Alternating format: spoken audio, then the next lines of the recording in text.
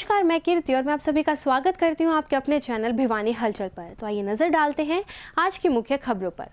वैश्य महाविद्यालय भिवानी के seminar hall में साइबर क्राइम की रोकथाम का सशक्त हथियार जन जागरूकता विषय पर राष्ट्रीय संगोष्ठी का आयोजन किया गया। उच्चतर शिक्षा निर्देशालय हरियाणा पंचकुला द्वारा प्रायोजित एवं वैश्य महाविद्यालय भिवानी के आंतरिक गुणवत्ता आश्वासन प्रकोष्ठ व महाविद्यालय की राष्ट्रीय सेवा योजना इकाई 1 के संयुक्त तत्वाधान में आयोजित इस राष्ट्रीय संगोष्ठी में देश भर से अनेकों विद्वानों ने शिरकत की।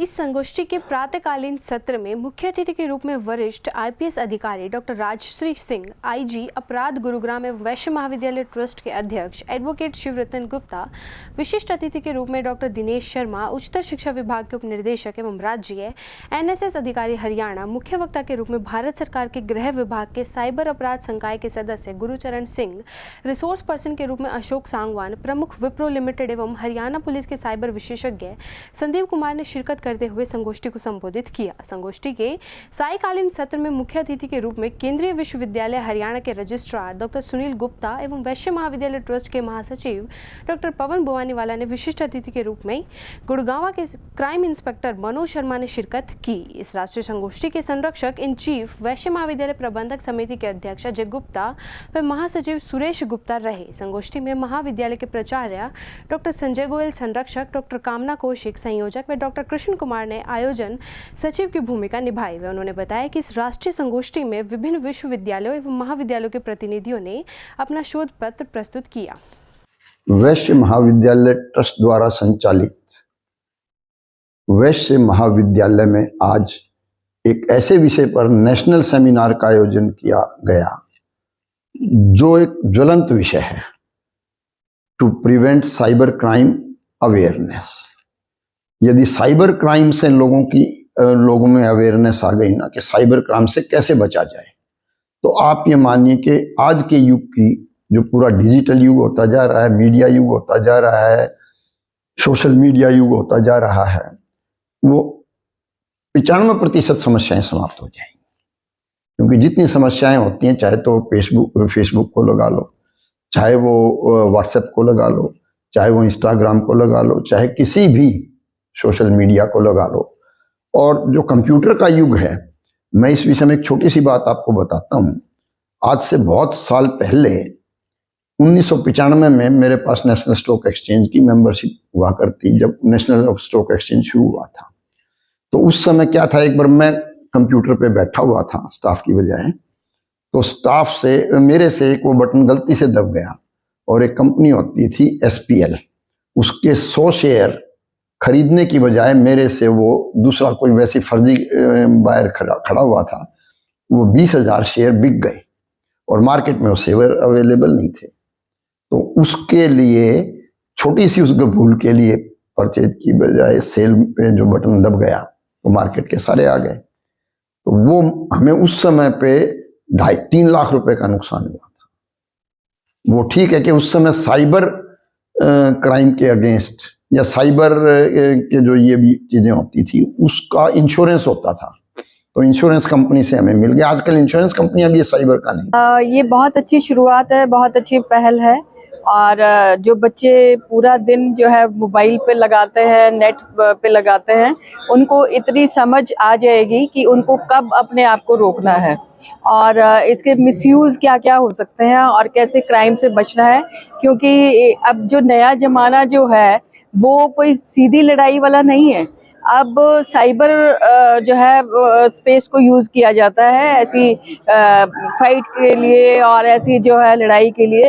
जैसे साइबर टेररिज्म है, वो एक बहुत बड़ी जो है अभी दिक्कत पैदा करने जा रहा है और हमें अवेयर रहना चाहिए कि हम लोगों को इसका यूज़ कैसे करना है, इसको यूटिलाइज कैसे करना है।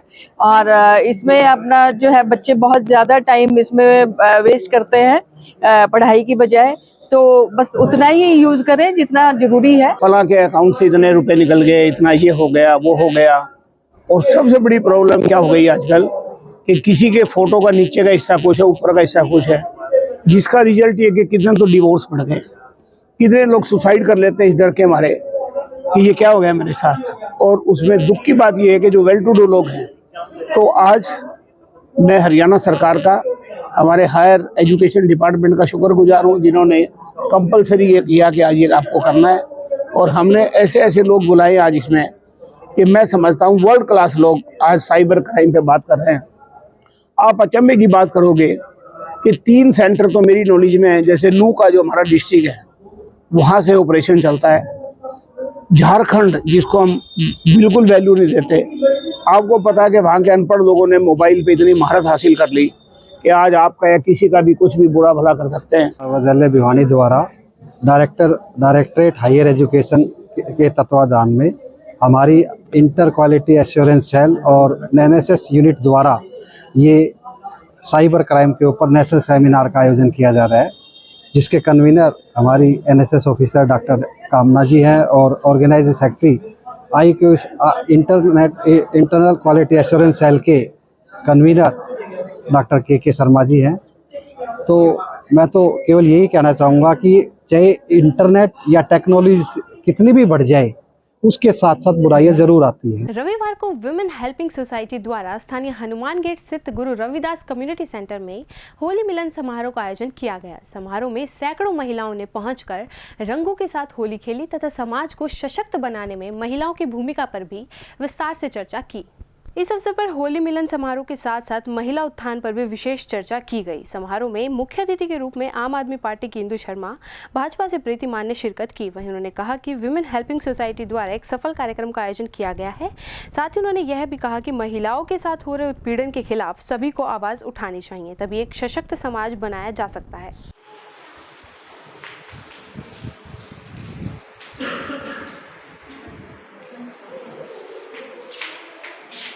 दो ही महिलाएं हैं, वो मैडम का स्वागत करेंगी फूल माला से।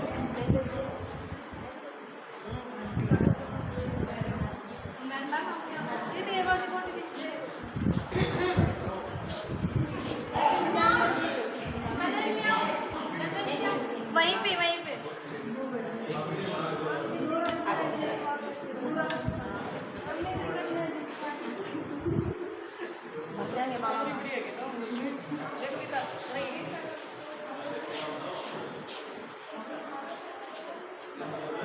धन्यवाद मैडम जी। विद्या देवी जी जो एक सोसाइटी चलाती है वुमेन हेल्पिंग नाम से, तो उन्होंने आज ये होली मिलन समारोह रखा है और सबका मिलना हुआ, बड़ा अच्छा इन्होंने प्रोग्राम रखा। उसके लिए मैं पूरी टीम को बधाई देना चाहूँगी और ऐसे ही प्रोग्राम ऑर्गेनाइज़ करते रहें और हम इन प्रोग्रामों का हिस्सा बनते रहें और हमारे समाज में जो महिलाओं के साथ उत्पीड़न हो रहा है या कहीं भी कोई दिक्कत आ रही है उसमें हम सब मिलकर उनकी मदद करें और एक मजबूत समाज के लिए। यह होली का त्यौहार है, बहुत अच्छे से सेलिब्रेट करें सारे। आज वुमेन हेल्पिंग सोसाइटी की तरफ से जो ये कार्यक्रम आयोजित किया गया होली मिलन समारोह का, तो इसके लिए मैं समस्त जो वुमेन हेल्पिंग सोसाइटी के जो सदस्य हैं उनको बधाई देती हूँ। मुझे इनवाइट किया गया, उसके लिए इन सब का बहुत बहुत धन्यवाद। और सबसे यही रिक्वेस्ट है कि आपसी भेदभाव मतभेदों को छोड़ के होली का त्यौहार बहुत अच्छे से, बहुत खुशी से, बहुत सावधानी पूर्वक मनाएं। सबको होली की शुभकामनाएं। हाँ जी, आज वुमेन हेल्पिंग सोसाइटी की तरफ से होली मिलन समारोह और महिला दिवस का कार्यक्रम आयोजन किया गया। आज के हमारी चीफ गेस्ट इंदु शर्मा और सविता मान जी की, जो मैं यही कहना चाहूँगी कि मेरे जो प्रदेशवासी और जो भिवानी मेरे देश के वासी सभी प्यार प्रेम से और फूलों से होली खेलें और ये रंग बिरंगे गुलालों से, मतलब केमिकल के गुलालों से ना होली खेलें। प्राकृतिक नेचर के जो फूल गुलाब जो भी नेचर तरीके से बने हुए हैं उन्हीं से होली खेलें और प्यार प्रेम से, सद्भावना से आपस में भाईचारा कायम रखते हुए होली खेलें। मैं सभी को, मेरे देश प्रदेशवासियों को होली की हार्दिक शुभकामनाएं देती हूँ। भिवानी केसरी स्वर्गीय भगीरथ मल बुवानीवाला की 30वीं पुण्यतिथि पर शहर के प्रबुद्ध जन व्यक्तियों ने जात पात से ऊपर उठकर उनसे जुड़े अपने अविस्मरणीय अनुभवों को साझा करते हुए आदर्श महिला महाविद्यालय में स्मृति सभा में श्रद्धा सुमन अर्पित किए। स्मृति सभा का आयोजन महाविद्यालय में महासचिव अशोक बुवानीवाला के नेतृत्व में किया गया। इस अवसर पर शहर के अनेक गणमान्य लोग भी उपस्थित रहे। स्मृति सभा की अध्यक्षता वैश्य महाविद्यालय ट्रस्ट के अध्यक्ष शिवरतन गुप्ता ने की। सभा में अशोक बुवानीवाला ने श्रद्धा सुमन अर्पित करने आए गणमान्य व्यक्तियों का आभार व्यक्त करते हुए कहा कि उनके द्वारा 30 वर्षों पहले छोड़ी गई छाप आज भी उनके मानसिक पटल पर अंकित है। उन्होंने सामाजिक उत्थान के प्रत्येक क्षेत्र में अतुलनीय कार्य किए। सालों पहले विकसित तकनीक के अभाव में भी देश के प्रत्येक कोने से उनका जुड़ाव रहा। वे बहुआयामी व्यक्तित्व के धनी थे। शिवरतन गुप्ता ने उनका कर्म पथ से ऊपर बताते हुए कहा कि आपके कर्मों की ऊंचाई की सीमा का कोई अंत नहीं है। भिवानी वासी हमेशा उनके सामाजिक कार्यों के ऋणी रहेंगे। साथ ही उन्होंने बताया कि वे महिला शिक्षा के प्रबल समर्थक रहे। उनकी देन आदर्श महिला महाविद्यालय आज अनेक छात्राओं को शिक्षा रूपी फूल से फलीभूत कर रहा है, जिसकी सुगंध राष्ट्रीय व अंतर्राष्ट्रीय स्तर पर फैल रही है। इस अवसर पर ठाकुर लाल कृष्ण सिंह ने उनके द्वारा किए गए सामाजिक कार्यों को याद किया और कहा कि उन्होंने आज़ादी के आंदोलनों में भी बढ़ चढ़कर हिस्सा लिया। वे शिक्षा रूपी गंगा को छोटी काशी में बहाकर लाए। सुंदरात्री ने सामाजिक कुप्रथाओं के दुष्चक्र से भिवानी को ऊपर उठाने में उनके द्वारा दिए गए अविस्मरणीय सहयोग को याद कर श्रद्धांजलि अर्पित की। इस अवसर पर संगीत विभाग से रचना कौशिक, मनीषा और प्रमुख संगीतज्ञ राम अवतार एवं आरके म्यूजिकल ग्रुप ने अपनी टीम के साथ भजन की प्रस्तुतियां दी, जिससे सभागार संगीतमय हो गया। स्मृति सभा में मंच का संचालन डॉक्टर रिंकू अग्रवाल द्वारा किया गया। आज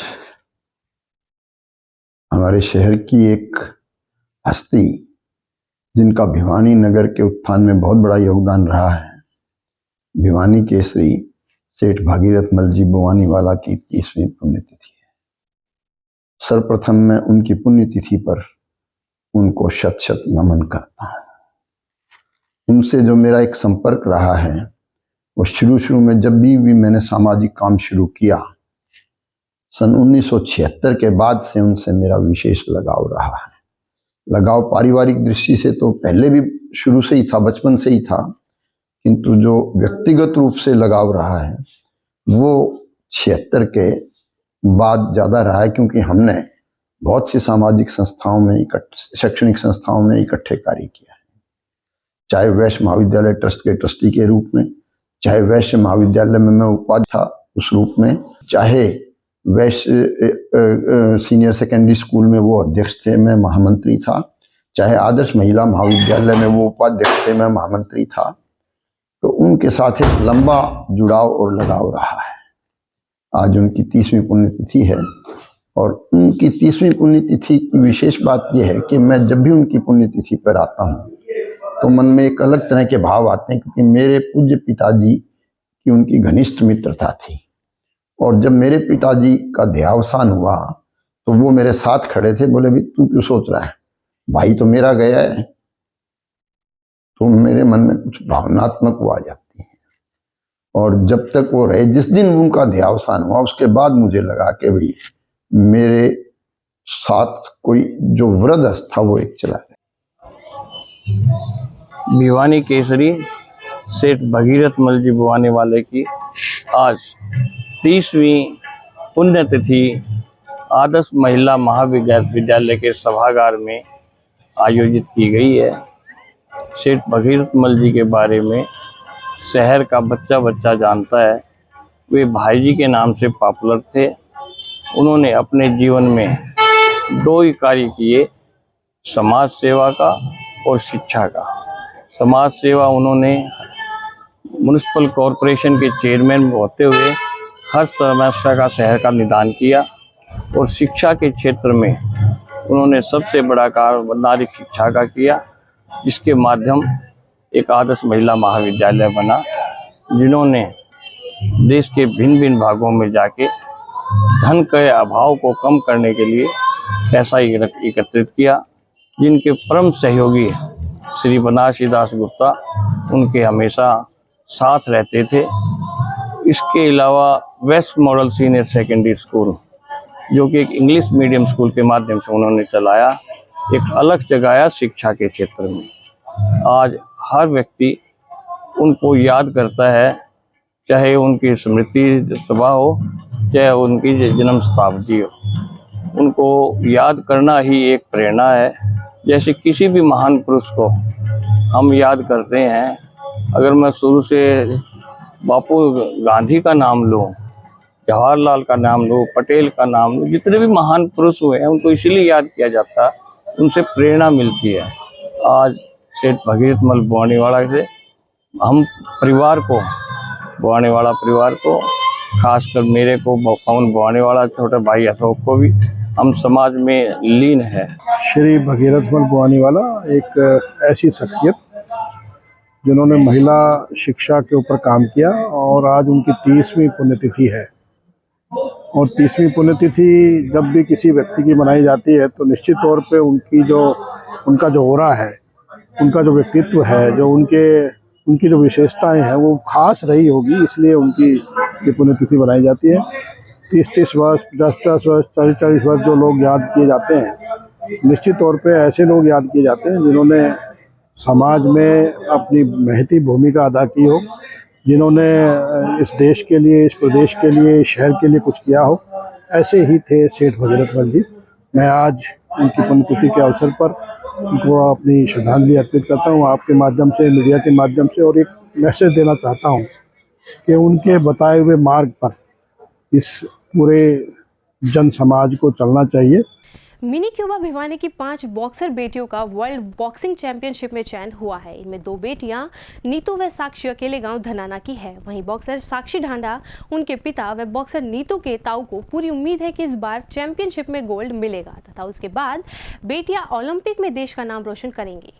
मिनी क्यूबा भिवानी की बेटियों की बॉक्सिंग में बादशाहत बरकरार है। इसका ताज़ा उदाहरण वर्ल्ड बॉक्सिंग चैंपियनशिप में भिवानी की 5 बेटियों का चयन होना है। बता दें कि इस बार ये वर्ल्ड वुमेन बॉक्सिंग चैंपियनशिप 15 से 26 मार्च तक Indira Gandhi indoor sports complex नई दिल्ली में होने जा रही है, जिसमें 74 से अधिक देशों की 350 के करीब महिला बॉक्सर भाग लेंगे। इसमें इंडिया की 12 बॉक्सर होंगी, जिसमें 8 हरियाणा की, इनमें 5 भिवानी कर भिवानी जिले में अकेले धनाना की 2 बेटियां नीतू व साक्षी हैं। इस चैंपियनशिप में भिवानी की नीतू घनगस, साक्षी ढांडा, प्रीति पवार, जैस्मिन लंबोरिया व निपुर शोरान अपने मुक्कों का दमखम दिखाएगी। इस दौरान साक्षी ढांडा ने बताया कि वो पहले भी 3 बार वर्ल्ड बॉक्सिंग चैंपियनशिप जीत चुकी है। इस बार भी उनकी पूरी तैयारी है। साक्षी ने बताया कि इसके बाद एशियन चैंपियनशिप होगी, जो ओलंपिक के लिए क्वालिफाई भी होंगी। कुछ मेरी एक बेटी ने मेरी 2 बेटियों का हुआ है, एक तो नीतू, एक साक्षी। दोनों बेटियां मेरी हैं, दोनों साथ साथ खेलना शुरू किया था और आज भी ये दोनों इस चैंपियनशिप में दोनों इकट्ठी भाग ले रही हैं। टोटल वेट इसमें 12 होते हैं। भारत के 12 बच्चे खेलेंगे, जिनमें से अपने हरियाणा के 8 हैं और अपने डिस्ट्रिक्ट भिवानी के 5 बच्चे हैं, जिनमें से 2 बेटियां मेरी हैं। बड़ी खुशी की बात और मुझे बड़ा गर्व है इस बात पे। देखो जी, मेरी बेटियों ने बहुत मेहनत की है, इनका तो कोई मुकाबला कर ही नहीं सकता मेहनत में। मेरी तो ये उम्मीद है कि मेरी दोनों बेटियां गोल्ड मेडल लेके आएंगी। जो टूर्नामेंट हो रही है वर्ल्ड चैम्पियनशिप, इसमें 12 लड़की भाग ले रही है इंडिया की, जिनमें से 2 हमारी धनाना गांव की, 5 भिवानी डिस्ट्रिक्ट की और 8 हरियाणा की, अदर 12।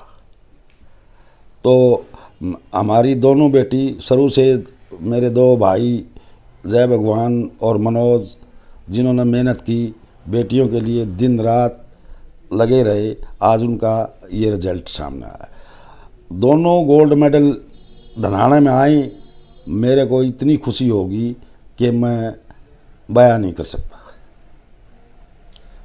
2 धनाना की लड़की, जो दोनों दोस्त हैं, दोनों भाई हैं, मेरे दोनों भाई हैं, इन्होंने मेहनत की। हमने देखा कि दिन रात लड़कियों के साथ एकेडमी में, मैं कहता था भाई क्या बात है, 12 से लगे थे, ये 2012 से लगे थे, दिन रात मेहनत करके आज हमें ऐसा दिन, ऐसा मौका मिला है कि हमारा सीना चौड़ा हो जाता है। देश में एक और जहां रक्तदान जैसे सामाजिक कार्य करने में पुरुष वर्ग अभी भी संकोच करता है, वहीं दूसरी ओर महिलाओं द्वारा बढ़ चढ़कर रक्तदान की मुहिम में हिस्सा लेकर लोगों को रक्तदान के प्रति जागरूक करने का काम किया जा रहा है। इसी कड़ी में अंतर्राष्ट्रीय महिला दिवस के उपलक्ष्य में झांसी की रानी एक प्रेरणा समूह और पालेराम ट्रस्ट द्वारा सामूहिक रूप से रक्तदान शिविर का आयोजन किया गया। शिविर का उद्घाटन राष्ट्रीय शिक्षक अवार्ड विजेता शिक्षिका ममता पालीवाल ने किया। रक्तदान शिविर में रक्तदाताओं का हौसला अफजाई करते हुए ममता पालीवाल ने कहा कि रक्तदान महादान है। रक्तदान करने से न केवल हम किसी की जान बचा रहे हैं, अपितु हमारा मौलिक कर्तव्य इंसानियत धर्म को भी निभा रहे हैं। रक्तदान शिविर में महिला रक्तदाताओं में विशेष उत्साह देखा गया। अनेक महिलाओं ने जहां अपने पति के साथ रक्तदान किया, तो वहीं पहली बार रक्तदान करने वाली महिलाओं की भागीदारी सराहनीय रही। रक्तदाता प्रोमिला जांगड़ा ने कहा कि आज हमारी महिलाएं रक्तदान करने के लिए आगे आ रही हैं, ये सराहनीय है। वहीं रक्तदान शिविर के आयोजक झांसी की रानी एक प्रेरणा समूह की संस्थापक प्रियंका प्रजापति और पालेराम ट्रस्ट के संस्थापक सुरेंद्र संबरवाल ने सभी रक्तदाताओं का आभार व्यक्त करते हुए युवाओं से रक्तदान की मुहिम में योगदान देने का आह्वान किया और कहा कि नियमित समय पर रक्तदान करने से हमारी रोग प्रतिरोधक क्षमता बढ़ती है और हमारे शरीर को बीमारियों से बचाव में मदद मिलती है। रक्तदान शिविर में रक्तदाता राजेश डुडेजा व मनीष ने सराहनीय भूमिका निभाई। इस अवसर पर 26 महिलाओं सहित 41 लोगों ने रक्तदान किया। आज ये बहुत अच्छा अनुभव रहा। पालेराम ट्रस्ट भिवानी और झांसी की एक रानी भिवानी इकाई द्वारा, झांसी की एक रानी प्रेरणा भिवानी इकाई द्वारा आज यहाँ रक्तदान शिविर का आयोजन किया गया है, जिसमें महिलाओं ने बढ़ चढ़ कर भाग लिया है और एक नारी शक्ति का परिचय दिया है। मैं और भी महिलाओं को आह्वान करना चाहूँगी कि समय समय पर जो ये रक्तदान शिविर आयोजित होते हैं, इनमें रक्तदान कीजिए और जो गर्भवती महिलाएं हैं या फिर और किसी की ज़िंदगी बचाने में ये रक्त बहुत महत्वपूर्ण भूमिका निभाता है और जब हर क्षेत्र में महिलाएं आगे हैं तो इस क्षेत्र में भी उन्हें अपना डंका लहराना चाहिए। आज महिला दिवस के उपलक्ष्य में रक्तदान शिविर का आयोजन किया गया है, क्योंकि महिला दिवस 8 मार्च को उस दिन होली की वजह से खास है 7 और 8 को, तो रविवार का दिन था, छुट्टी के दिन, तो इसलिए आज रक्तदान शिविर का ये मेरे द्वारा प्रयास करके चौथा रक्तदान शिविर भिवानी में महिलाओं का लगवाया गया है। मेरा उद्देश्य है कि मैं हर साल महिलाओं का एक कैंप अवश्य लगाऊं, उन्हीं को चीफ गेस्ट बनाऊँ, उन्हीं से ही ब्लड डोनेट करवाऊँ और उन्हीं को आयोजन दूँ। तो मेरी जो प्रयास है मैं उसमें सफल हो रहा हूँ और महिलाएं ब्लड डोनेशन में आगे निकल कर आ रही हैं, यही मेरे लिए अच्छा है। मैं शहरवासियों से निवेदन करूँगा कि महिला दिवस पे रक्तदान शिविर में महिलाओं को जरूर भेजें, अपनी और जागृत करें ताकि उनके परिवार में ब्लड की कोई दिक्कत ना आए। मैं सुरेंद्र संबरवाल, सबसे पहले तो सभी को महिला दिवस व होली की एडवांस में बहुत बहुत बधाइयाँ।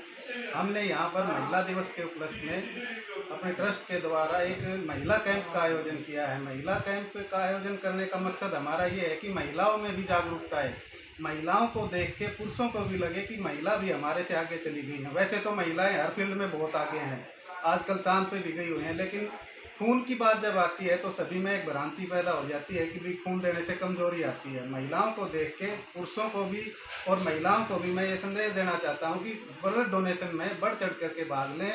ब्लड डोनेट करने से कोई किसी प्रकार की कमजोरी नहीं आती, किसी प्रकार की कोई वीकनेस नहीं आती, बल्कि शरीर ठीक रहता है, फिटनेस बढ़ती है आदमी की। बढ़ चढ़ करके इसमें ब्लड डोनेशन कैंपों में भाग लेना चाहिए।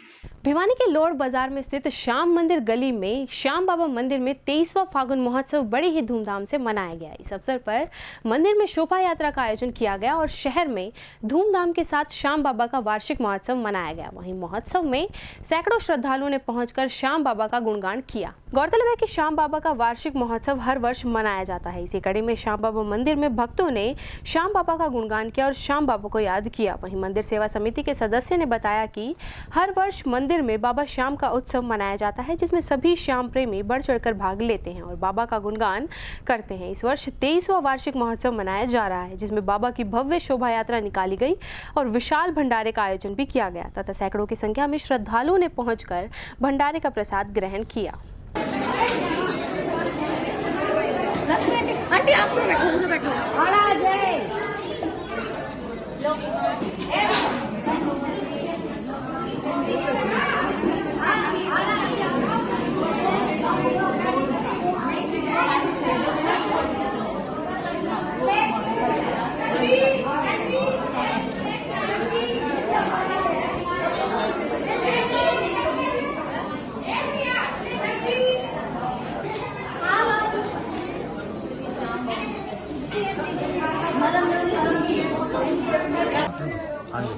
जय श्री श्याम जी। 23वां फागुन मेला महोत्सव श्याम मंदिर गली लोहड़ बाजार में बाबा का बड़ी धूमधाम से मनाया जा रहा है। सब भक्तों के द्वारा, सब भक्तों के सहयोग के द्वारा बाबा का फागुन 23वां मेला महोत्सव बड़ी ही धूमधाम से और सबके सहयोग से मनाया जा रहा है। जय श्री श्याम। सभी भिवानी छोटी काशी प्रेमियों को श्री श्याम बाबा का आशीर्वाद सब पर बना रहे।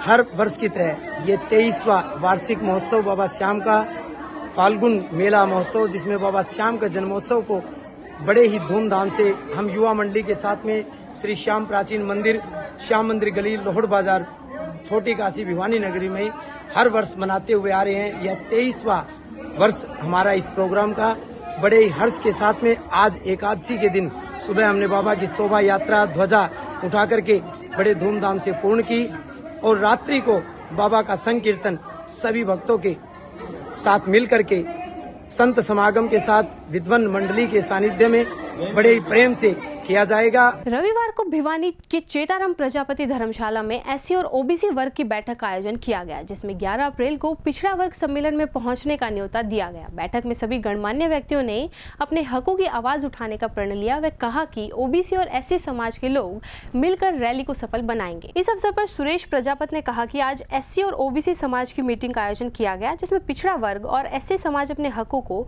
सुरक्षित रखना जानता है और सरकार पिछड़ा वर्ग और एससी समाज की अनदेखी कर रही है और इस अनदेखी का नुकसान सरकार को राजनीतिक तौर पर मिलने वाला है। आने वाले चुनाव में पिछड़ा वर्ग उसी राजनीतिक दल का साथ देगा जो पिछड़ा वर्ग के हकों के प्रति सुनवाई करेगा। राजनीतिक लोग अपने राजनीतिक शिकंजे में फंसाकर और भिन्न भिन्न तरीके के विचारधाराओं में बहकाकर पिछड़ा वर्ग को संगठित नहीं होने देते, जिससे कि पिछड़ा वर्ग का राजनीतिक कद ना के बराबर होने के कारण समाज अपने हक हासिल नहीं कर पा रहा है। उन्होंने पिछड़ा वर्ग के लोगों से आह्वान किया कि वे अपने राजनीतिक हकों को प्राप्त करने के लिए एकजुट हो जाएं। वहीं विनोद सांगा ने बताया कि आज की मीटिंग का उद्देश्य 11 अप्रैल को महम में होने वाले सम्मेलन रहा, जिसमें ओबीसी की जनगणना का मुद्दा ईवीएम को लेकर, इसके साथ साथ ओबीसी में क्रीमी लेयर के ऊपर जो चीजें लगाई गई हैं उनके विरोध में इसी प्रकार के अनेक मुद्दे हैं। उन्होंने कहा कि ओबीसी और एससी समाज के लोग मिलजुल कर इस रैली को सफल बनाएंगे।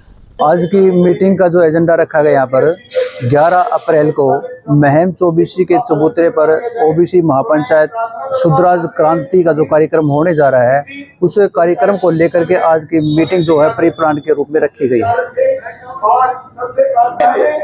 11 अप्रैल को जो रैली होने वाली है उसमें कुछ मुद्दे हैं, जैसे ओबीसी की जाति आधारित गिनती के मुद्दे को लेकर, वोटिंग मशीन के विरोध में, ओबीसी पर जो क्रीमी लेयर थोपा गया है उस क्रीमी लेयर को हटाने के लिए। तो इस प्रकार के जो मुद्दे हैं, इस 11 अप्रैल की जो शुद्धराज क्रांति जो रखी गई है, ये मुद्दे हैं और ये मुद्दों को लेकर 11 अप्रैल की जो बहुत बड़ी रैली है वो महम ओबीसी के चबूतरे पर होने वाली है। एससी बीसी दोनों समाज की संगठित मीटिंग बुलाई गई है और इस मीटिंग का मुख्य एजेंडा था भी आज तक जितनी भी पार्टी आई हैं इन्होंने इन दोनों समाज का शोषण ही किया है, इनको किसी भी चीज़ में हिस्सेदारी नहीं मिली। और ख़ास करके ओबीसी समाज है, इसकी ना तो जनगणना हो रही है, जाति आधारित जनगणना के ऊपर ये मीटिंग है, और एमसी से लेकर पार्लियामेंट तक भी जो गवर्नमेंट मानती है 27% तो गवर्नमेंट ही मानती है इनको भी, उसमें कम से कम 27% तो हिस्सेदारी चाहिए हमें। लेकिन आज ओबीसी और एससी मिलके इतनी जागृति पैदा करेंगे कि आज आने वाले टाइम में इनको पता लग जाएगा, जो भी हमारा को इग्नोर करेंगे इनको पता लग जाएगा भी इनको इग्नोर करने का आपको क्या रिजल्ट मिला। खबरों का सिलसिला यूं ही जारी रहेगा। मुझे और भिवानी हलचल की टीम को दीजिए इजाजत और बने रहिए आपके अपने चैनल भिवानी हलचल के साथ।